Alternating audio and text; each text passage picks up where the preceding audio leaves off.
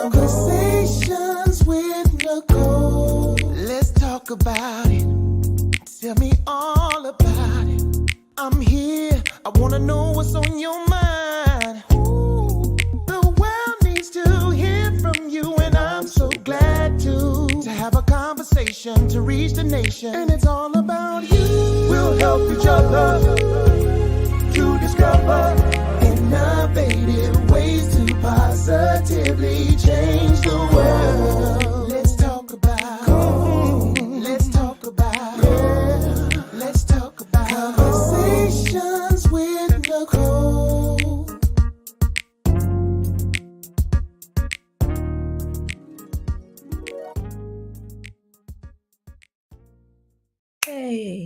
Hey, greetings. Happy Wednesday. Sometimes I'm jamming to my own theme song. Welcome to Conversations with Nicole. I am Nicole, Everett, your host, and Conversations with Nicole is a talk show focused on connecting the community through conversations. I do these Wellness Wednesday talks, and they are all about mental health and wellness, especially in Black and Brown communities. But before I bring my special guest on, who is Miss Melissa Comeau, who is no stranger to Conversations with Nicole, I want to hear from you. Where are you tuning in from? We are live on Facebook, on YouTube, and on LinkedIn. And your comments, your questions are welcome. Put your city and state in the comments so we can give you a shout out. Our topic tonight is love or leave decisions of the heart. Love or leave decisions of the heart. And we will primarily be diving into discernment counseling. I talked to Melissa a while back and she mentioned this type of counseling. I was like, I have never heard of this. So I am excited and delighted to have her. It's been a little bit since she's been with us. And so we're gonna dive right in. So I see my mom is here in Miami, from Miami. Thank you for being here, Ma. I love you. We got Brother Frankel from Tallahassee. Thanks for having us. I appreciate you. Give your special person my greetings as well. I appreciate you both being on here. And so I know there'll be others that are joining me, but I'm going to go ahead and share some of Melissa's bio. Melissa Comeau has over 15 years of experience in mental health counseling and marriage and family therapy. She is the founder of Heartfelt Counseling Center, a virtual practice in Florida providing relationship counseling and in-person retreats to individuals and couples from diverse backgrounds. She's a qualified supervisor for mental health and marriage and family therapy, and she is trained as an adoption competent therapist and support coach for therapists growing their practices. Melissa is also the president-elect 2023-2024 of the Central Florida Association for Marriage and Family Therapy, and was recently, and I saw this on IG, recently honored as one of Legacy South Florida's 40 under 40 leaders of today and tomorrow. Y'all help me welcome Melissa Comeau. Hey, y'all. Hey, Nicole. Hey. How you doing? I'm doing well. I'm so happy to be back. I know we were talking before the show, like, didn't realize how much the year just flew by. You Last did. year, we're doing like lives like every other month or It something, I seemed like think. it, right? Between my show and Singles Mingle, yes. Yes, and it was so much fun. So I'm happy that, first of all, the topic sparked your eye because you're gonna have something of substance to be on Conversation with Nicole. So I'm always honored, and it just feels like family. So that's just nice Absolutely. times. Mhm. Absolutely. Well, tell the people who may not have seen you previously, who is Melissa Comeau in her own words? Not what you do, but who are you? Yes. So I am someone who is a wife, a mother, a friend, sister. I'm someone who is a person of faith. I also am someone who identifies as Haitian. I'm a Haitian American. Um, and yeah, I think about. It's funny. I'm thinking about my answer. A lot of times, my answer is my identity as far as my cultural gender identity, and then also the roles I carry. So it's not work, but those are roles that I hold near and dear to my heart because it really is something that I enjoy to do, spend time with my family. So yeah, that's a big part of who I am, is how I connect with people. Absolutely. No, that's That's fine. It's whatever you say you are. So I love it. All right, we got a few folks that have joined us. Haitian Speed, hey, just checking in. Thank you for being here. John White and Duval, thank you for being here. And Shantina, who is here in Tallahassee, thank you for joining us tonight, Tina. I appreciate you. All right, so um kind of catch us up. I mean, because it's been a little minute. I know you've Yes. been out doing these retreats. So talk a little bit about the retreats and what you're doing there. Yes, thank you for letting me spend time on that. So yeah, that was part of the reason actually I haven't been doing as many lives. I also sometimes do lives on my own platform, but I haven't been having as much time because I've been looking at ways to expand what I do in the therapy room to in-person spaces. So my practice is all virtual, like was said in the bio. I see clients all the way from the Panhandle to South Florida, so I have clients all over the state. And so a lot of times working with clients who are for couples counseling or relationship counseling, I mostly see Black and brown people. A lot of times our concerns overlap, our experiences overlap. And so I was trying to find a way to have them connect because I feel like me being a therapist is super supportive. They get a lot of time in sessions with me, but also there's nothing like a community, right? And so I'm like, how can I get all these people across the state who reached out to me in some type of way to work with me to be together, right? And so it kind of started off as a 1 day thing, and then now it's expanded to a weekend. We have half the spots filled right now for couples therapy, for couples retreat, I should say. It's be a weekend event on MLK weekend, actually. And so it's the opportunity to not only bond with your partner, because that's what people think about for couples retreats, but it's also to bond with other couples, like and other women or men who are in committed relationships who really want it to thrive. I think a lot of times we don't talk about how much not just work it takes to be in a relationship, but also like how much how can I say, like, work in the sense of it's enjoyable, but also just kind of catering to them. I think it's kind of one of those things like, well, that's just your relationship. But it's like, no, the more people who are in healthy relationships actually helps everybody, Yeah. the kids, so it's kind of like, let's do that more like a community. And so that's kind of what I've been working on. I also have been doing some women's retreats. And so that's something that I have more information next year about, but the couples retreat is coming up the soonest. So I really want people to like look into it. Let me know what you think about it. And I would love to have more questions and comments about it as well. Indeed. All right. So putting it out there in the beginning that the couples retreat is coming up, MLK weekend 2025. You don't want to miss it. All right. And it'll be in the Orlando area, Yes, correct? correct. Thank you for saying that. Yes, it'll be so central. So hopefully everybody could, make it to Mhm. middle state. Yes, exactly. Indeed. Orlando, Florida. Yes. All right. So we're going to dive into the topic. But before we do, I'm going to read my disclaimer, which is that all topics, past, present, and future, on Conversations with Nicole are for informational purposes only. They are not to be used as a diagnosis for treatment or an answer to any personal issues related to the topic being discussed before, during, or after the program. All right. So, love or leave? Decisions of the heart. Hmm. And some of the songs that I played to try to promote this topic, I had uh, oh my goodness, I can't even think of a name right now. Should I say or should I go? Yes, and Was Nina one. Simone, "Love Me or Leave Me," right? Mm-hmm. Mm-hmm. So, that's a question probably of the ages, right? Yeah, it's a Mm, really hard decision for people to make. And so yes. when I came across, so I've been doing couples therapy. I've been a therapist for over 15 years, but I've been doing couples therapy for over 10. And Mhm. so it's something I came across through my training experience and my work. It's not something, so when I had posted about it, I was like, wait, I don't think people know about this. And so I should talk about it more. But I know for myself, the reason I even came across it because I'm a couples therapist. So I was kind of like, having different clients and different things, different mentors and different people, and going into the research and information out there in the trainings where it came up. And so I was like, oh, this is something I really want to learn more about. And Yep. so, but I always kind of kept, I don't know, unintentionally, I just kind of kept it with my therapy space. I never actually like thought about talking about it. Yeah. But for some reason this year I started getting more people reaching out. They didn't say discernment counseling because they didn't know the term, but just Right. not knowing if they want to be in a relationship. That was like that came up a lot. And so I was like, oh, I should probably talk about it.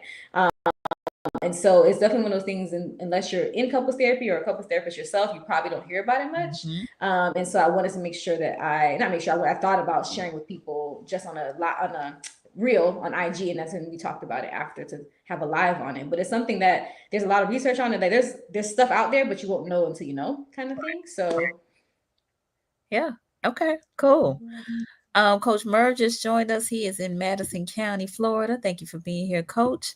So again, interactive conversation, no judgment, safe space. So I hope you yes, all are here for the ride. All right. So yes.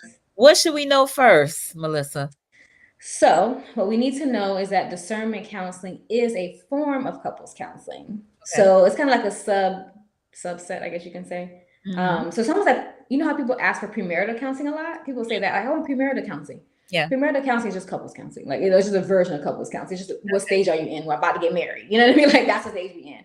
Gotcha. And so, discernment counseling is a form of couples because it's for people who are romantically involved, who are in a coupleship.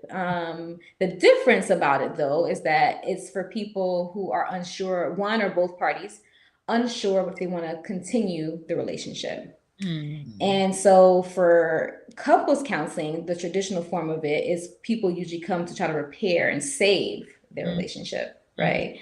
And so discernment counseling kind of gives an opportunity, gives language, first of all. That's the first thing it does, give language, but also gives a space for, I'm not sure if I want to work on it, you know?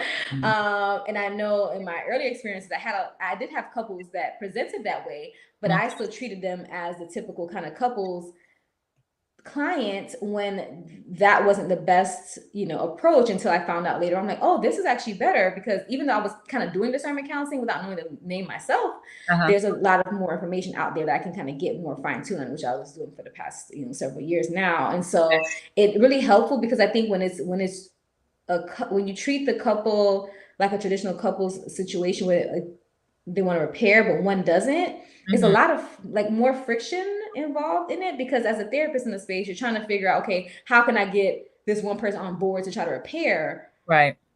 But is that the best thing to do? Or should we be talking about, do we even want to repair? Which is where the discernment kind of comes in. So that's a good question. I think, yes, probably from the onset, when people talk about couples counseling, most times it's to try to repair. And so I think having the conversation around, do we even want to be together, is very important. So my good friend Rosalind has, Oh, is that Ross from yes, Single it Mingle? Hey, is Ross. Ross from Single Meal. Lord have mercy. Leave, she said. Leave. She said it's okay to leave when it's not working, folks, men and women. She's right. She's right. It's okay to leave. To leave, it is, but they ain't right. You ain't even tried. Like, look, I know sometimes people, they don't even try. They don't ask no questions. They don't communicate. It's like, okay, I Yes. blocked them. I ain't doing it no more. And that's what discernment helps with, is like, because that happens too. Like, I've been in couples counseling for a long time doing the work, and there is a lot of back and forth.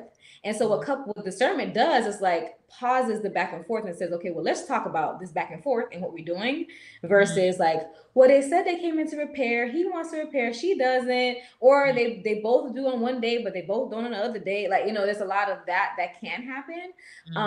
And so it kind of, again, gives a language and the space and an intention. That's the other word I was looking for, the intention for like, what do we really want, and then like getting the next steps to whatever that looks like. Yes, absolutely. So several folks have joined us. Tracy Gole, thank you for being here. My sister Shayla down in South Florida, thank you for being here. And my girlfriend Susan in VA, Virginia. All right, so Roz said leave, but Roz, can we just ask some questions? Can we, find out? See, some of us just get into our feelings, and whatever our thoughts are about it, that's what we go with. That perception just becomes our reality, and we don't even know. Yes, exactly. One thing I will say about like the reaction part of it, discernment counseling helps with that too, because it slows the process down from the back and forth. Because one of the things that cause a lot of pain in relationships is not just the things that preceded that were painful or hurtful that we've done to each other, but also the being in limbo part. Like the limbo part, it's kind of like when you have a Band-Aid and you like slowly take it off, but you put it back, and you slowly take it off and you put it back. It's like, let that thing heal. Like, what are we doing? Right. And so that's like one of the things that's also beneficial is that it's not easy to do this discernment counseling, or couples really. Neither are easy, but I think the discernment allows for at least the initial intention to create clarity for each other on how we're going to move forward, rather than staying in the limbo phase, which actually creates more pain and discomfort, you know? And that's a conversation I have to have with couples pretty often about it, because it's like it feels more comfortable to kind of like sometimes be in limbo because you've been doing it for a while. But in the long run, or even in the short run, really too, either it creates more pain and discomfort because you're not in a state of feeling secure in the relationship, right? In general, because you're having trouble, but also in the like, is my partner even going to be here tomorrow, or do I want to be here tomorrow? Like that's another layer of feeling insecure in the relationship. If yes, we could be having problems every day, but if I don't know if you are even going to stay. Right. Like that's a whole level of insecurity, not in the person, but just in the relationship that can be there. Absolutely. So Mary has joined us. She said, exactly. Great analogy. All right. And so Roz, thank you for being here, Mary. Roz said, let me phrase that more eloquently. After you and your partner have given your best efforts, it is okay to realize that you may not be good for each other, and then you can leave. Thank you, Rosalind. Roz, we appreciate your elegance. Okay. All right. So Frankel, he said, what skills assist with discernment in a relationship? Great question. So the way that it works for discernment counseling with therapists, right? And you can take those skills for like anything, like make it like for yourself too, is to really walk through what it would be like to not be together and have that conversation together, right? Because a lot of times when we're in a situation and we don't want to be there anymore, or we think we don't want to be there, sometimes we don't even go down the like, what does that mean in real life? You know what I mean? Because we're kind of in our heads. And as I think you were saying, Nicole, from Rosin's comment, that like we just react to our emotions, you know, like, oh, I don't be here no more, like this is too much for me, whatever. And then we may react and actually end the relationship, but then we reconcile the next day, which that is a lot of that back and forth that can be harmful in the long run. And so what discernment counseling can help with, or the skills that can go with that, is actually thinking through what it actually means, because the emotions are helpful to give us guidance. Like, I'm not happy, right? That's a point of information for us. So what does that mean for my life? Does that mean I stay or do I leave, right? That's a big question. And so the next question is, why am I not happy? The relationship. What about the relationship? They don't listen to me. Like, and so you can kind of go down the decision tree of like, what are the actual things that make me unhappy? And are those things repairable, in my opinion, right? And then my partner has their opinion, right? Like we have opinions about whether or not it's repairable. And so discernment counseling or any type of like what the skills are slowing the process down and really walking through what it would look like to not be together. What are the reasons that you don't want to be together? What are the reasons that you do want to be together? If it's like a little bit of a limbo situation, and allowing your emotions to guide you in the exploration, but then using the logic, I guess, right? The reality of life or your circumstances or whatever, to bring it in with the emotion, so that it creates like more of a wise decision you can make, right? Because I know people say all the time, like, is love enough? Is love not enough? It's probably somewhere in between. You know what I mean? And so you need to be looking at as many of the factors as possible to make the best decision, so that the clarity can be present for you. Because any decision you make, you're going to have some, because one thing I've noticed with discernment counseling with some clients too, is that when they make a decision, there's sometimes still a part of them and are not 100% sure. Right. But what helps them is that they went down the process of, walking through the emotions, what's the reality of if we left or if we stayed, and whatever decision they end up making, they rest on the process that got them there. Yeah. I love them. That's why I want to stay. But there's a lot of infidelity in this relationship. I don't feel special. I haven't felt special the whole time. Okay, that's the big reason why you may want to leave. Yeah. So if you're like, oh, but I love them. Well, here's why I decided to leave. The leaving and the pain is bigger than the love at that point. That's good. So it's always gonna be a little bit, and it could be on the other side, man, I really want to go. Like, I don't want to, it's so stressful. But my partner's really trying, I'm really trying. We have a child together. We want the same things in life. We have the same faith. I'm committed, they're committed. I believe that they're trying. There's a lot of things that can, even though they piss me off when they don't clean up the house quick enough. Like, you know what I mean? Like, okay, but here's my anchor. So are we talking a list of pros and cons? I mean, I imagine you would help guide them through that, in terms of really kind of identifying this, and I'm asking, and I get on people about doing this, asking several Yeah, questions all at you're once. fine. Go ahead. But so yeah, so the first question is are we talking pros and cons? And then the second thing is, do you just let the one person explore what that looks like with the other person not saying anything, and then allow the second person to, explore what that looks like as well? Yeah, that's great questions. So I would say pros and cons can be a place to start, but I Okay. wouldn't say that's the end of it, because Gotcha. if you think about a pros and cons list, typically it's the number of things. Yeah. I have 10 cons and I have 5 pros. What if Ugh. the 5 pros are the weight of the 5 pros are heavier than the 10 cons? I can give Y'all you an so, example and I'll make it simple. I'll do y'all so uh petty. yeah, I can do I'll make it simple. So I'll do 2 pros and I'll do 3 cons, right? Okay. Or I'll do 4 cons and make it even ante up on that, right? Okay. And All so right. we have 2 pros. 2 pros are I feel safe with this person Uh-huh. and I know deep down they love me. Okay. The 4 cons are they don't do the chores how I like them. I don't feel supported in my career, a specific area of my life, not everything else, just my career. Mm-hmm. Um, what else could it be? Let's Not a say good, we don't say you have a third one? not a good communicator. Not a good communicator, right? And we don't have the same friends, Okay. right? So those are some 4 moderately significant things. But if you feel safe with that person and you know deep down they love you, Hmm. I would imagine there's more weight there to maybe stay and try to make it Maybe. work. I Maybe. say maybe because I'm not you. So you got to figure out if Right, that's enough for right, you. right, right, right. All right, we got a few more folks that have joined us. Alonza is in the house, who is also a marriage and family counselor here in Tallahassee. Thank you for joining us, Alonza. Pete, who's here in Tallahassee, thank you for joining us. And Kiyunda, who is also a counselor here in Tallahassee, she said, "What is it like working to uncouple in therapy, Yeah, especially that's if one party wants to reconcile and one doesn't?" That's a great question. I was debating if I should bring up closure counseling or not, but I was like, I guess with that question I can. But I do want to answer your other question about how it actually works. Did you ask the question, Nicole, about how does actual conversation work in therapy, I think, or how it can happen even if the Right, right, right. therapist isn't present. So that's Mhm. the other thing about discernment counseling. You're having the conversation together. Because what happens when we don't, because we typically don't do that, we go through all the experiences in our head. We have a narrative in our head. We're breaking up with them in our head. You know what I mean? Like there's a lot of stuff in our head or in our hearts too. Oh, Like it's not only in your head.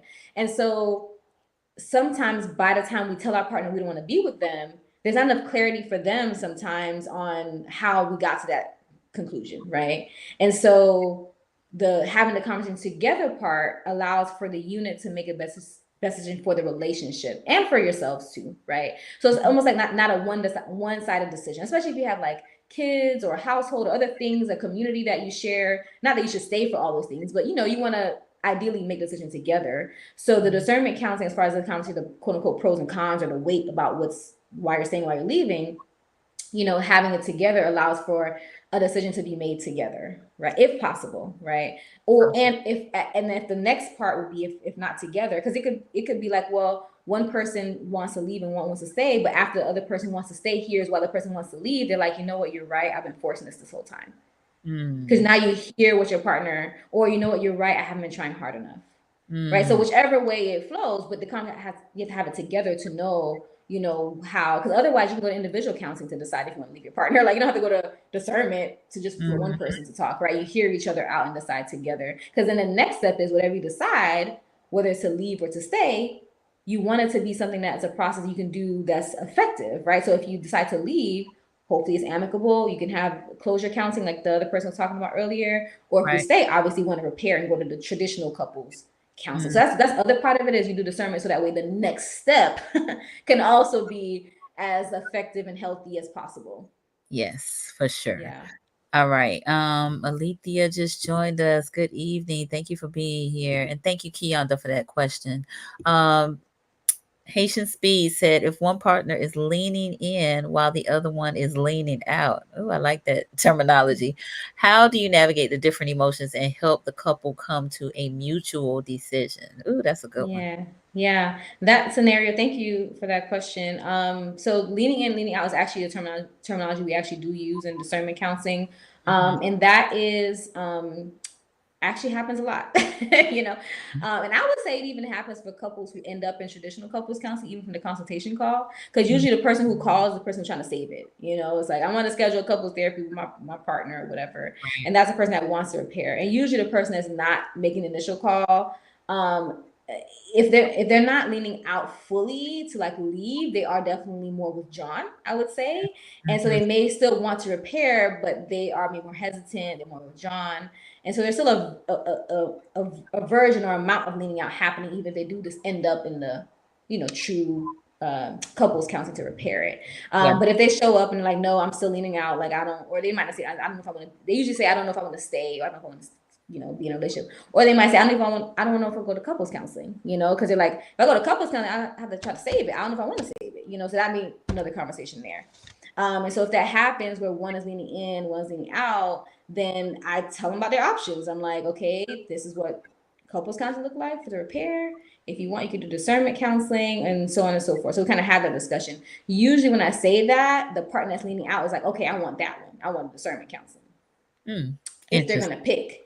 Because now it's like, I have something that actually works for me. Because if I go into couples counseling, the traditional one, then I'm going to feel forced, or I'm going to have to do things I don't want to do, to try to save it. I don't know if I want to save it. And so it feels like there's no other option, either going or not going.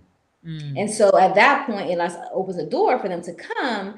And I always say, there's no guarantee that, because the leaning in might say in their one-on-one with me, like, I just really wanted to work and I'm so happy they're here. I'm like, they're here, but they said they want to be here to discern, not be here to, repair. So until they get to that point, then we're there. So it's kind of like a little bit of a slowing down, on one side and speeding up on the other side. So that's pretty much what I do at that point. I just give them their options, and usually that helps them, the lean out partner, at least show up to the sessions or show up to try to decide on what they want to do, because they now have something that fits more of where they are. No, that's good.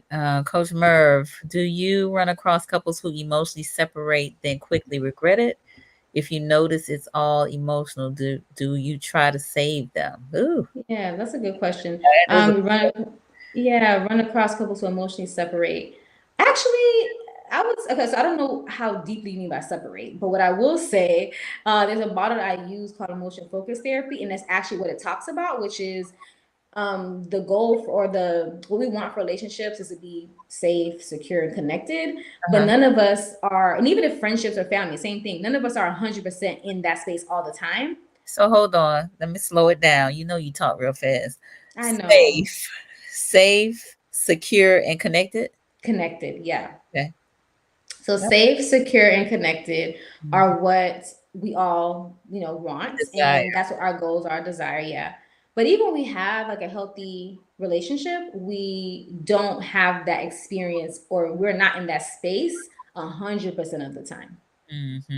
Right? Yeah. We don't have that. So they're in the emotion focused therapy model. It talks about a dance that we do with our partners. And that dance is almost like coming together and apart, coming together and apart. The goal is never to separate your hands. Like, you want to stay here, but you don't have to necessarily be all up on each other. That's like a visual you can kind of put in your head, and so some of that is normal. So I normalize that. Like, you're not going to always want to be, or feel like you are, or there's issues going on, or even just, I'm doing my own thing right now, I'm exploring my career, whatever, just natural things of life, parenting can create that. Like, a lot of stuff that creates, this is not always conflict driven. And so couples may get scared about that. And so normalizing it kind of helps them feel like, oh, okay, you're still holding my hand, which is the secure part, the connected part, right? The safe part. And that goes back to, well, we're not in limbo, because that's what we don't want. I'm letting go of you and I'm trying to get you back. That's the limbo. If I'm holding your hand and I know that we're human and things happen in life, then as long as I'm holding you, I know you'll eventually come back to me. Yeah. Right. And so in terms of the question, I would say if there's a separation of letting go of the hands, does that happen? I would say yes. I think it happens more in couples therapy, because by the time they come to couples therapy, they're already kind of at a really distressful point. And so if that happens, I just, again, educate them on the emotional model that I just shared with you guys, and how to normalize how some of that's normal, and that if there's like a fear that like, oh, I have to completely let go of your hand because I don't feel safe, then how can we get y'all safe enough that you can hold your hands, but know that it's okay to give some space for yourself. You don't have to be on top of each other all the time. Whew. Good questions. Very, very Mm-hmm. good questions, because people struggle with loneliness.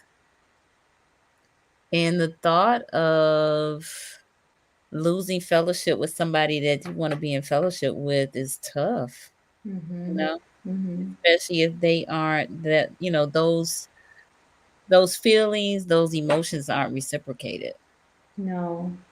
And I also, I always talk about romantic relationships because that's my area of expertise. But this conversation would go for friendship. Who wants to be in limbo with a friend? Yeah. Who wants to be in limbo with a sister? Like, you want to feel like the people that's in your life are in your life.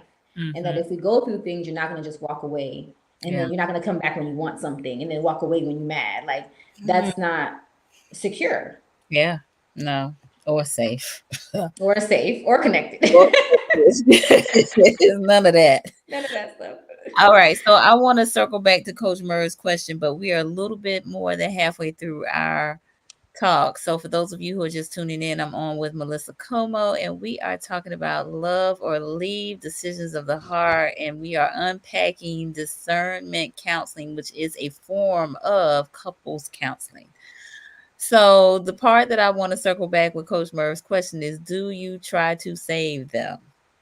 That's a good question. So one of the things, like I always say, when I was a baby therapist, it was like my first like 3 years before Did I got you say licensed. baby therapist, ma'am? I say that, yeah, because I think back at like, like you think you're trying to save the world. You be like, girl, you don't say something.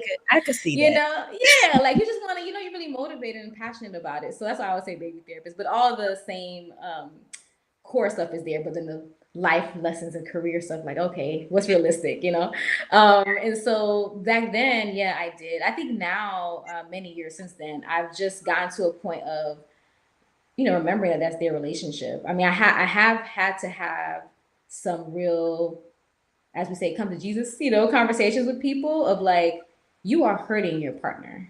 Yeah.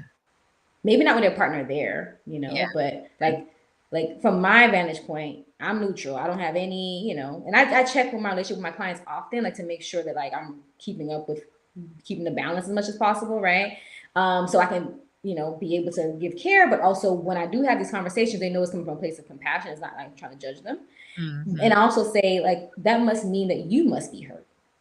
Like you're really like, so then we go, so it's like, I'm not just judging you, we might feel judged or whatever. I'm not saying that for that case, but maybe you don't see how it looks, maybe you don't recognize how much you're hurting. And so, but I'm also concerned about how much you're hurting. Yeah. A lot of times people they don't recognize it. They just see their perspective, their point of view, their, and the other person from their vantage point just doesn't get it. No. And to answer that last question, so I don't try to save them.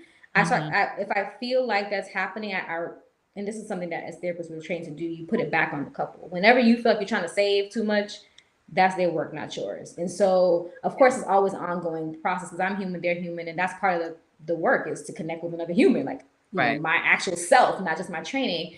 And so I start to feel like, oh, okay, I just want to make sure that they work out. But I may say that, like, or how I won't say I want you to work out. I'll say, here are the strengths I see in your relationship. Maybe you haven't, or I might ask them what are strengths you think you have, right? So I may lean on what I can observe versus what I feel like I want to do, right? And then maybe that might help them want to save it. But then ultimately the conversation is you have to do the work to be able to save it. And if they've gotten past a certain point, enough through the therapy, I'll say, and at this point, I think all the things to do. It's just a matter of what's the barrier to applying them or applying them consistently. And we can have that conversation. What is the barrier? We got to slow that down. What is the barrier to applying it or applying it consistently?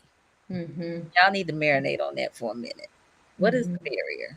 Let's really examine that because there are some barriers. Because at one time you were doing these things, right? Or you were, This person was Yes. the apple of your eye, you know, whatever, right? Mm-hmm. But after that newness wears off, the infatuation and all of that, you're just disgusted. Yeah, yeah. It is. It's it's really about, and I think you know this, Nicole, from talking to a lot of mental health professionals. But a lot of what therapy is like showing people themselves, but Absolutely. not from me, Melissa, but like what I hear and observe and give it back to you. And Absolutely. that usually is what can help people save themselves. And then if no, so what I also do, if they don't make the decisions to, and this is not about their leave or stay, this is just in general, whatever is best for them or the relationship, and they are just having that like barrier there, Right. then there's a conversation of like, at this point, this is what's happened, this is what I've seen, this is what you said, Yeah. and I'm not sure at this point, and I've had that with discernment couples too, because the discernment couples counseling also is a short-term thing. And so sometimes there has to be like, I don't know if this is helpful. Mm, Like, because sometimes the dynamic of whatever happens in a couple's relationship comes in discernment. mm-hmm, And I have to kind of keep showing them, okay, this is what I'm seeing, this is what I'm seeing. And mm-hmm, so, okay, so now we're like almost using this discernment to continue to limbo. mm. And at Got that point, we're kind of like in a hurtful, potentially hurtful, unethical kind of situation, which is not what it's for. right. So it's hard to say, but also as a therapist, I can't be a part of a process that's I can clearly see at some point is causing more pain. I haven't had to do that to the end, but I've had when I have those conversations with people, they usually kind of figure out what to do with miraculously, Mhm. because I'm not giving any leeway on like what I'm seeing, but I'll Yeah. give you grace in like figuring it out. Mhm. I do. Alonzo laughed at try to save everybody because he is a counselor, and I'm sure he Yes, experienced that as well. Yeah. yes, Wow. So we've unpacked quite a bit thus far. Is there anything else that that you're seeing or we need to be made aware of as it relates to? yeah. But one of the questions was Kianda. I don't know if I said her name right. She asked about uncoupling, Mm-hmm. which is another version of couples counseling. I won't go into too deep about it, but it's called closure counseling. So at this point, her question, if one party wants to reconcile and one doesn't, then that's discernment, right? That's like helping them figure it out. Mm-hmm. If So I think to her question, like if one person they go through discernment or they just figure out, no, I don't even want to do discernment, I just know I don't want to be here anymore, then I would offer them the closure counseling option to like try to like make it more amicable for them to separate. And then that would be the uncoupling part of it. Um, in that scenario, it's a lot of like helping the person who wants to reconcile to come to terms Mm-hmm. with, even though their list of pros and cons is one way, their partners is another. Yeah. And that's where the whole conversation comes up. And it's kind of coming to terms with that reality, which is really, really hard to do. Mm-hmm. Um, and also it may give you some sense of peace in the long run, that when you've tried everything you can, you've faced your partner, you've addressed the concerns. And so my hope is in those scenarios that people don't go back and forth. Does that make sense? So it's like, okay, we made a decision. So we kind of still do some of the discernment if they're wanting to. And if we do the closure, it's like, okay, well, how can we get the person who's, who wants to reconcile, kind of accepting the reality. Mm-hmm. Now what I have seen though is that the one that doesn't want to reconcile may or may not go to discernment.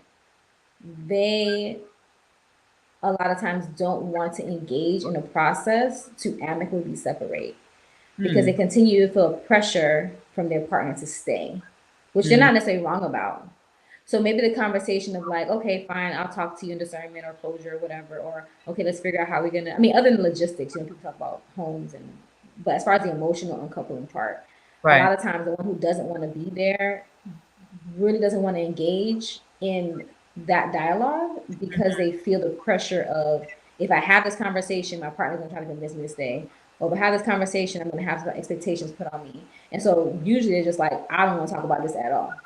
Mm. Like, I already told you how I felt and I want to move forward. Not necessarily always in a mean way either, just in a like, I don't think this would be helpful. Yeah. And sometimes it is because of the reconciling partner kind of, even sometimes unintentionally, the reconciling partner's like, okay, no, no, okay, that's fine. I just want to talk to you and get some clarity. But really, like, and I've had that conversation with some people too. It's like, uh, you're saying you're open to discernment, because discernment counseling, if one person wants to stay, one wants to leave, I'm still checking with the person that wants to stay. Like, Mm-hmm. this is discernment counseling. This is not, and so Right. in the process of doing that, sometimes they'll kind of like, still going and trying to repairing. And I'm like, that conversation or that type of, energy is more repair. And that's not where we are, or your partner is. Yeah. And so that's the other part of it, is just, it's hard for people to let go. And so sometimes it's like that little bit of hope of like, well, they're still around. They're still talking to me. They still want to check on me. Yeah. But that was all a part of the agreement to make sure you guys are okay, not to be back together. Right. So you got to have that reality check. All right. Coach Merv said, I remember my parents struggling coming up with things that people divorce over quickly. Just wondering, if they had divorced, how would all my siblings and myself be as adults? All of us are married. He said, do you think going to certain counseling sessions increases couples' chances of divorcing, especially if it's emotional and immaturity?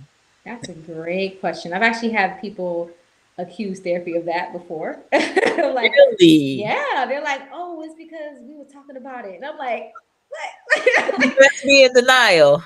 yes, but that's just where people Ignorance are, is bliss, right? Yeah, there is some of that. Now, what I will say with it is that, I guess it depends on what people want. If people want to be in a marriage that have children, not to discount the person's parents or anything, but people have choice, right? Like, if they put legacy and they put children, they put all these things above, let's say, how they feel emotionally, Yeah. then I think that's fine. I think it's just more about like if we're all in agreement of what that is and how we're going to work through our dissatisfaction emotionally, because that's going to come out some type of way. So that's more of what, because that goes back to the pros and cons list. If your list is heavier on other things in your emotions, then I think that's fine. But I think there has to be like a checks and balances of what that looks like in real time, though, because your emotions are still going to be a wave. It's still going to be up and down, and so that means your anchor is legacy, children, financial wealth, Yeah. whatever else it is.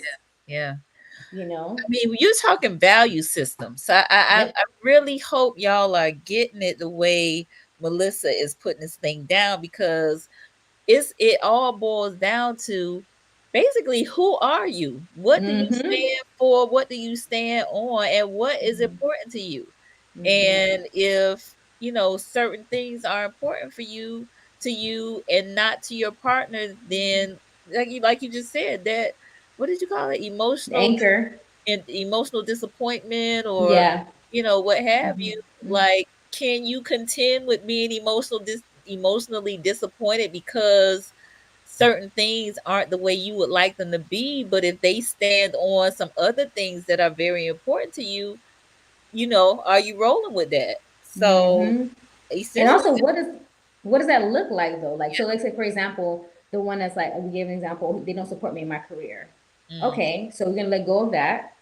Who's gonna support you then? Your girlfriend's there, your sister there, your mama there. Obviously, you want support, so you have to let go of that. So my whole thing about like the staying married for other reasons other than emotions or love, you still mm, gotta get your needs met at some point to be a healthy, well functioning person.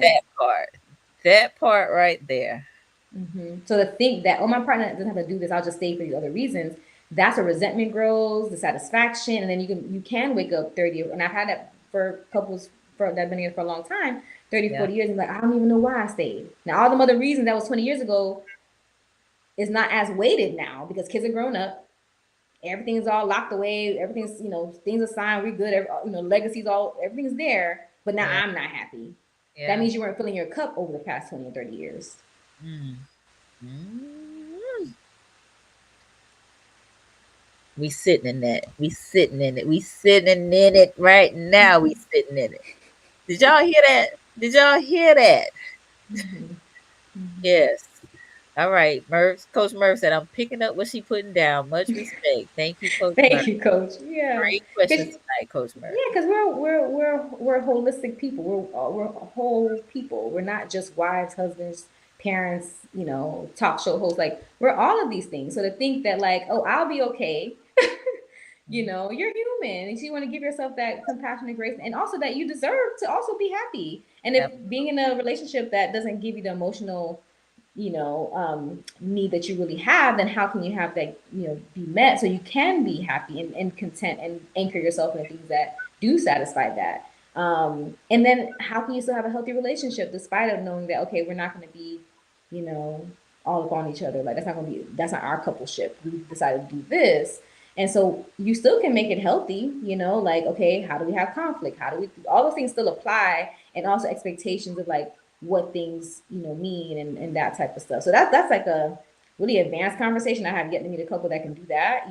Usually it's, yeah, we decided this, but we don't even know if that was okay. You know what I mean? Like, so. Mhm. No, that's good.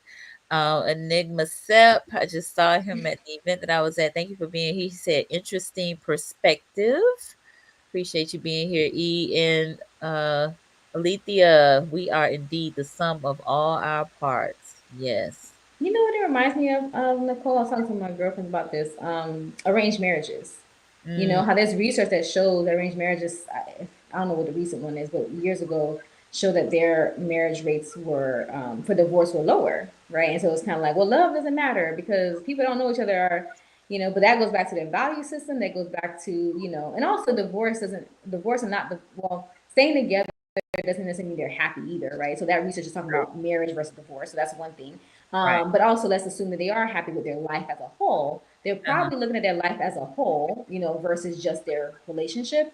Yeah. And or yes, love can grow. That's another, point too, and not marrying for love or getting with somebody for love initially, is Right. that it can grow. But I think again, those people who stay together and are happy have other things to anchor them, and then hopefully when they get to their later years, they're not in regret. That's my thing. It's like I think you can convince yourself of anything in the present, but then once you look back, Mm-hmm. how do you feel about your decisions? Yeah. No doubt. Mary said value systems are so important. Indeed, they are. Indeed, they are. And one of the things that I talk to one of my male friends about is often checking in, right? Because we are growing, we are evolving, we are changing. Hopefully, we're maturing, and the things that were important to us in our 20s are different in our 40s, are different in our 50s, our 60s, our 70s. And so, you know, check in. Like if those things are no longer important to you, or, as we talked about how it weights, Mm-hmm. some things are more valuable than others, then, we need to communicate that, right? That there's Yes. been a shift, that there's been some type of alteration. And so that our partner can make that adjustment or be like, hey, I can't get with this program anymore, you know? Mm-hmm. Mm-hmm. That's so true. I think a lot of times discernment counseling offers up that space to talk about those things that weren't discussed before, because again, you get to then hear from your partner what are the things that are they want to stay for, leave for, whatever, and then Mhm. you're like, oh, you want to leave because of that? That means that was really important to you. I could have did that. You know what I mean? Like I didn't know. It's like, no, I've been telling you, or I haven't told you this. I thought you wouldn't do it or wouldn't care or whatever. You know what I mean? So there's other things, that can come from that. And I've had couples that too, where like they're in a discernment counseling. The partner that wants it to work is like learning more from their partner what's hurting them, and they Mhm. actively start doing things outside of session. Just outside of session, like, oh, they want me to do this. Okay, let me just go ahead and do it. I've been trying. So they come in, even though I'm like, hey, we're not in repair. They're like, but I still want to just show them that, like, I can, Right. whatever. I can't Mhm. control that. I'm Yep. just a therapist in the Right. space. But if Right. they feel like they want to try those things to show their partner that it's possible, then that Mhm. gives the other partner hope, like, oh, okay, all I have to do is tell you. I'm glad we talked about it. Right. And then if there is and that couple particularly actually stay together, but even if you do that and they still want to leave, then there's a sense of like, I tried. Like Try. that's one thing versus like, I didn't even know, or I didn't Right. even know that was that important to you. Exactly. That feels more powerless than, okay, I knew, I tried, and it just was either quote unquote too late for that Yes. partner or not enough at that point or whatever. And then no, like, okay, well now I know, like. Yeah, for sure. All right. Kianda came back with a question. She said, how do you help a couple transition their relationship habits out of romance to co parenting for Mm-hmm. those who share kids and choose to uncouple? It Mm-hmm. seems pretty common for those patterns, especially Mm-hmm. unhealthy, to continue when they are rooted in drastically different value systems. Ooh, that's a Great great question. question. Great question. So what I tell couples in this situation is that so usually in this scenario, I would be talking to one partner. So even if they both came together, if they're kind of in the co-parenting part of it, we probably ended some version of therapy, and then we've come up with a plan. They're actively trying to do whatever the plan is. And so I may hear back from one partner like, oh, this was happening or whatever. And so one thing that I tell them is, just because you ended the relationship and you decided to co-parent doesn't mean those emotional ties have been separated. Mm-hmm. And so I kind of talk them through. Remember the cycles? I teach them about like how behavioral patterns and cycles go in your relationship. And so I go back and say, remember we talked about that? That's actually still happening. Yeah. It's just not in the same way anymore. So it's not about date night or intimacy or any other things, because that's off the table at that point. Right. It's who's gonna pick up the kids on time, who's gonna bring us. I don't want them to go to your mama's house today. Like whatever. But the behavior responses and the emotions are still the same. I think sometimes people think, oh, we're not together, that means everything else is stopped. But the uncouple question that Kiana asked earlier is a thing, because as much as you have in the process to get together, it's the same thing to uncouple. That's why it's become more of a term, because we have this assumption like, oh, we broke up and that's it. But Yeah. then we wonder why we keep going back, or why we keep going back and forth, because we haven't uncoupled properly. So financial ties, emotional ties, sexual ties, friendship group that are the same, children, of course. Like there's a lot of things that you shared, you Yeah. have to learn how to unshare or have boundaries in place to make it appropriate. And so emotionally, when it comes to the emotion part of it, even though you're just quote unquote co-parenting, your emotional cycle is probably the same. It's just the content is different. Yeah. No, You that's know. that's great. Thank you for that response. But we got a few more folks that have just joined us. Mr. Warren Cave, good evening. Thank you for being here, Warren. Russell Dean, thank you for being here, Russell. He said, I've had clients who stayed for a wide range of reasons, the majority of them being their status in society, Mm-hmm. not wanting to lose that status, or their Mm-hmm. marriage being seen as perfect. Our Mm-hmm. perfect couples in society's eyes. Ooh, Mm-hmm. that is a whole thing, Russell. Thank you for sharing that. There's a whole thing. Yeah. Coach Merv said, working with youth who do not have fathers, it just Mm-hmm. hits different to know that couples will separate without thinking about the Mm-hmm. mental of their children. It's bad out here. So let me just give a for example as it relates to Yeah. what Coach Merv is talking about. And I forget what the number exactly, but I'm gonna throw these numbers out here. Coach Merv, you can Mm-hmm. correct me if I'm wrong. So I think so. Coach Merv was on season 13 of my show, and he said he had about 86 boys that he was working with, and Mm-hmm. he would venture to say about 95% of them had no fathers in their lives. And so, Mm-hmm. what impact do you think that makes on a boy? Yeah, yeah. I think that's heavy, and I know that's one of the things about discernment counseling that it helps with, is to the kids are on that list too. You know what I mean? And so if we separate, how's it gonna affect the kids? If we Yeah, stay, how's it gonna affect the kids? Like, and so walking through again, what does that look like? I think we kind of stop at like, well, who house they gonna sleep at? right. What holidays you gonna get? It's Yeah, like, no, how's it gonna affect them, and how are we gonna put things in place yeah, to help them build resiliency, know that they're loved, help repair, because it's a trauma. yeah, Okay, yeah, help them start to not repair in real time, but be able to kind of like work those emotions in real time. yeah. And then I think that's the best thing I can say about it, is like, because I don't want to say stay together for the kids, because if you're arguing every day, that's not healthy. And so No, if you do decide to stay, so example, if you're a couple that's like, well, we want to stay because the kids argue every night. So you're staying for the kids, or you're staying and the kids are there. How are you going to work on not arguing in front of them then? You know what I mean? So I think that needs to be the conversation. So whether you're yeah, saying for the kids or for yourself, but you have kids, yeah, then there has to be a conversation about how is it affecting, because it's not, oh, if we separate it's bad, and it's going to affect them. That's definitely, we know that that's the case. But right, also there's some households that, like, not that the kids want their parents to separate, of course the kids don't want that, but right. if the parents are Mm, doing a lot at home in front of them, yeah, then in the long run the kids are going to be more traumatized by seeing the conflict, because that's the other thing in couples work. I help do a deep dive into their own family systems, which is what mm, they saw. And exactly. so it's almost like, yeah, in the moment it's painful for the child, But if they're going to get more trauma by seeing you argue and seeing a lot of, stuff that they shouldn't be seeing, then in Yeah, the long run, that's going to be more harmful. So if exactly. you do stay and there's a high conflict, or even if there's a lot of distance too, because that can create some sort of neglect from the child or like towards the child, Mhm. then let's talk about how we can make sure that they're as okay as possible while we're going through what we're going through. Because Absolutely. kids feel lost in that stuff. They feel like they're just like no one's paying attention to them. I think that's the biggest thing about it. Yeah. Well, and they're the children, not the adults. The adults are supposed to be there to provide that safety and security and connection, right? And Yep. so if That's what it's. there's a disconnect and all of that, it's like, what do they do? They don't know their children. Yes. So, yeah. Exactly.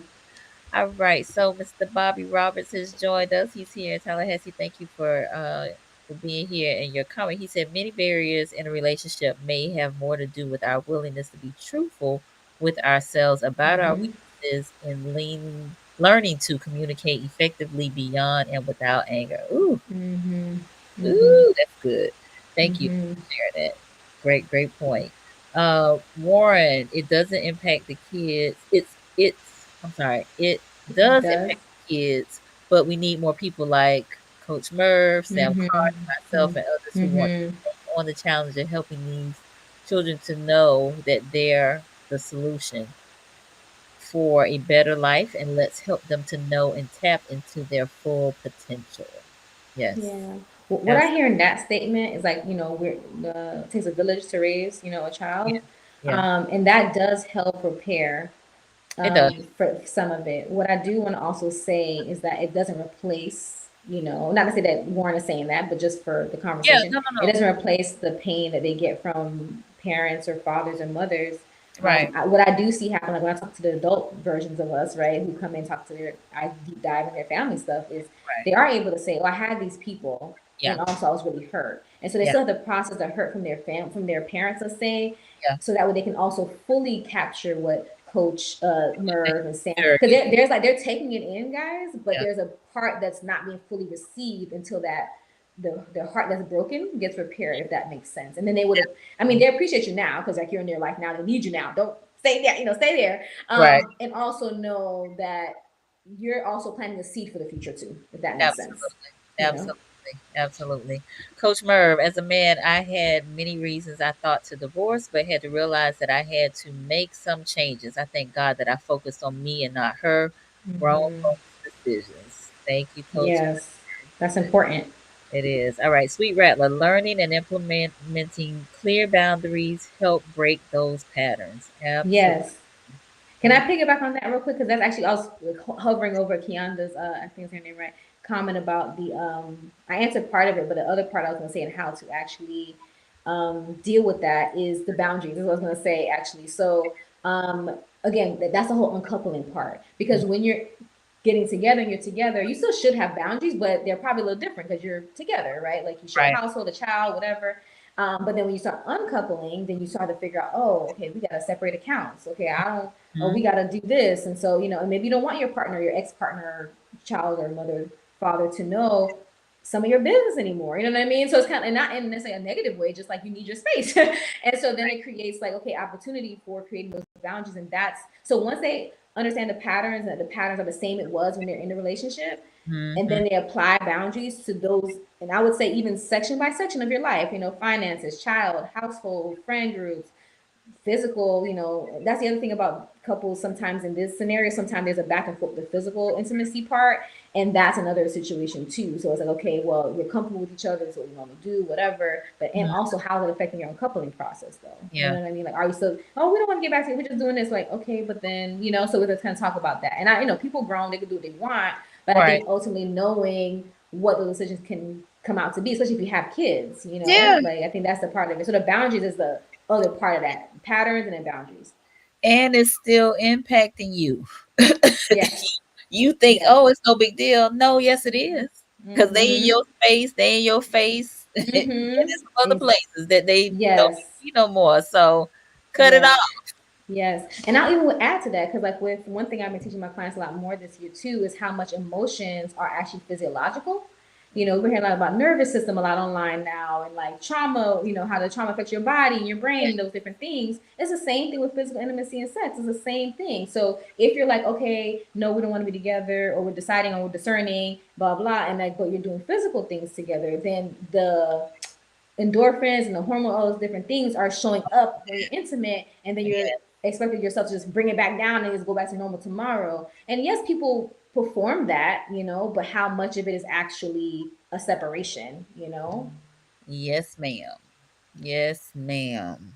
All right, Coach Merv. Great show tonight, Nicole. You are outdoing yourself, my sister. Respect. Thank you, Coach Merv.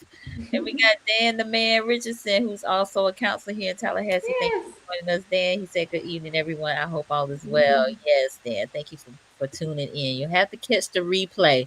So we are like right at our hour. I don't know if there was anything else you wanted to make sure to mention before we wrap up. I'm trying to think. I think that I don't know if I said it already. Discernment counseling short term. That's important.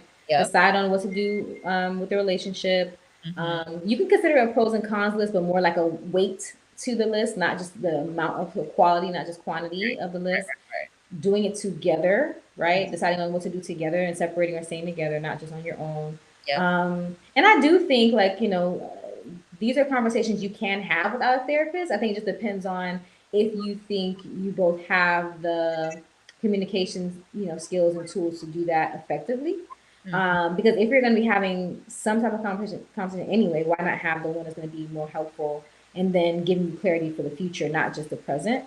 Gotcha. So that's some of the things I would kind of say to add. Closure counseling is also one you can do if you decide to actually separate. Is another one. Mm. Yeah, I think those are the main points. Okay, very good. We got some other folks that have joined us. Let me just Yeah, some read their comments. Dr. comments Paula. quickly. Dr. Paula, Yeah. she is actually a school psychologist. That's her background. She said, "I love the Told-some study. In terms of Mm-hmm. Black families, it has found that a father in the home increases academic achievement. The family dynamics has a major impact on a student's well-being." Okay, and Mm-hmm. she put the link in here. So thank you for sharing that, Dr. Lewis. Cool. And Dr. Matt Ewan is on. He's down in the Orlando area. He said two 25-year-olds are not the same 15 years later. Mm. Know the values of you are Brotherhood. divorcing, if you are divorcing. Yeah. It impacts you and any kids involved. Absolutely. Absolutely. Mm-hmm. Thank you, Nasheed. I appreciate you being here. All right. Thank you, Alethea. She said great broadcast. So please tell the folks how they can connect with you. Yeah. Yeah, for sure. And what you got coming up again. Yes, thank you, Nicole. First of all, thank you for having me. This I haven't done a live like I think all year, so this kind of like liven me up. I'm like, What? oh yeah, I haven't done this in a My while. goodness, you special. Yeah, no, for real. So I enjoyed it as always though. So thank Yeah, you for having me. And this is one of those topics again I wasn't necessarily like trying to put out there. So thank you for like making sure I did because I was like I kind of put it. I was like, oh, I'll just put it and see what happens. But this is great that like I was able to have a full conversation with the audience. And that was really absolutely. amazing. So to find me, you can find me on IG. At Hartford Counseling Center. That's where I'm most active, although I'm on Facebook and TikTok with similar names, and also LinkedIn with my name, Melissa Comeau. The other thing I want to share is that I am hosting a couples retreat. This is a couples retreat exclusive for couples of color. Um, that's going to be in Orlando, Florida, MLK weekend. I have about half the spots filled. And this is I didn't say this earlier, but it's important to say. So one of the reasons that I'm hosting retreats is because for couples in particular is for us to have a safe space to have support from other couples, but also from other men and women, right? So in that space, I actually create women's groups and men's groups. A lot of times, the men that I work with in my therapy spaces oftentimes feel alone as well, like they don't have someone to talk to, right? Other men or whatever. And so this is an opportunity for them to connect with other men who also are committed to work on their relationship, and the women also have the same space as well. So it'll be a full weekend of it. So they can like do a deep dive in a beautiful resort in Orlando, Florida. A lot of the amenities are included in the pricing and things like that. And so I'll be taking care of you the whole weekend if you choose to come. It won't be the last one. So if you don't make it this one, I'll have many more. And so the other thing that I want to say about it is that if you go to the website and you see I don't have a place to just pay. And so the reason why is that I have something called interest form. And so the interest form is an opportunity for me to reach back out and set up a free 30-minute consultation. So it's not couples counseling, but it is a great opportunity to like meet virtually with me learn more about your relationship, learn more about you, learn more about me. Because I still take some of the things that I know work in therapy to the retreat space, but it's not therapy because you won't be my client automatically through that. But what it does do is allow me to get to know you on a deeper level rather than you just show up to the retreat and I just kind of figure it all out there and give you like a generic, activity. Mm, I will tailor all the activities to the group and to the individuals and the couples there. And also to see how the groups fit too, right? So one of the things that worked well at my previous retreat is that the group meshed so well, and I realized it's because I spent time with all of them on the call, or we chatted in some type of way or whatever. yeah. And so I was able to kind of curate that space for them. So that's something that I know that other couples retreats don't necessarily offer immediately. Most of them just come, sign up, and just show up there. This one is unique in that way that it's really there for you and to take care of you while you're there working on your relationship. Love it. Thank you so much for that. Thank All right, we you. got a few comments. My sister gave us some hand claps. Thank you, Shay. Brother Ish, this is my Mm-hmm. freshman brother. He said, praying for all the grown up children that witness mom and dad arguments. Mm-hmm. Very Very traumatic. traumatic. Thanks for having a much needed conversation. Thank you, Ish. I appreciate you. All right, Susan, great conversation tonight. Dr. Paula, thank Yeah, you. thank Awesome you. discussion. Nasheed, what about matchmaking retreats? I'm So, gonna let you answer that. well, I myself don't host matchmaking retreats. That's a cool idea. Uh, I think for me, what I think about retreats, at least the ones I'm hosting, are for couples that are already kind of like deep in their relationship. And I will also say this: the life is, me and Nicole talking about this before. Like life is so overwhelming, so overstimulation. Like there's so much going on. A lot of my couples I see, they don't have time for each other either. So like at least having a time away that you shut everything down and just be together is another big reason yeah, why I wanted to do it too. Because a lot of it is like finding time to be together during the week. Like that's a big part of homework. It's like, right. and so the matchmaker retreat is a great idea. Not necessarily in my wheelhouse, but I would love to hear if someone else does one. Right. We'll have to see what we can do about that, Nasheed. We'll have to see. He's Haitian laughing at it. No, he is. Haitian Speed, I'm very interested in attending the couples retreat. Okay, so website or Yes, let's go to my website. It is. There's a page dedicated just for it. So it's heartfeltcounselingcenter.com. okay. Gotcha. Yeah. Gotcha, Yeah. gotcha, I'm gotcha. going to have other events next year too. This is the first one for the year in 2025. And also, I would say, like, if you're someone who maybe you don't think you're going to be able to make it, or you're single but you think it's a great idea, I would say at least tell people about it, because I'm realizing like when people hear but like, oh my god, it's a great idea, I want to hear more.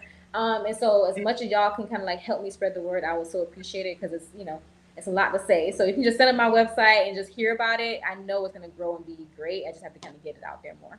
Absolutely. Well, I again appreciate you being on here and sharing this great conversation on discernment counseling, something that again I had not heard of before. I heard you mention it on IG, so I appreciate it. So, for those of you who may have been new to the platform tonight, I invite you to subscribe to Conversations with Nicole. We're here Mondays and Wednesdays at 8:30 p.m., and the focus is on mental health and wellness in Black and Brown communities, primarily with clinicians of color, much like Melissa. And so, yeah, we want you to be your best selves, get your checkup from the neck up. And, if you are, in fact, are you taking new clients, Melissa, I right now? am. I heard about a retreat today, but yes, I am taking new clients. So, because I'm virtual, y'all, I can see clients across the state. So, feel free Yeah. to reach out to me. My phone number is on there, so that would be the best way, or my website, to do a consultation request for the therapy, Hmm. to be able to reach out for a call. So, for those, I'll do a phone call before and consult Okay. with you, and then. I mean, I always tell people it's great to shop for a therapist. I'm not one of those therapists that thinks I'm best for everybody. Like, I really want people to find the right person. And I have a list of people. So I always send people to the right people if I'm not the one. So Hmm. start somewhere. You know what I mean? I'll say start somewhere, but I am accepting new clients. Nice. All right. Very good. Good to know. All right. So, y'all, let's keep this conversation going. Please share this with a friend, a family member, a coworker, somebody that you think might need some discernment counseling, and let them listen to it. And, hopefully they'll pick up some nuggets as it relates to it. All right. Sure. All right, y'all. Well, be safe out there. I know we got homecoming, family homecoming next week. So be safe. I will have shows next week, but I will be in the mix as well. So, great. Y'all take care. Have a good evening, and we'll see y'all next time. Bye, Bye. everyone.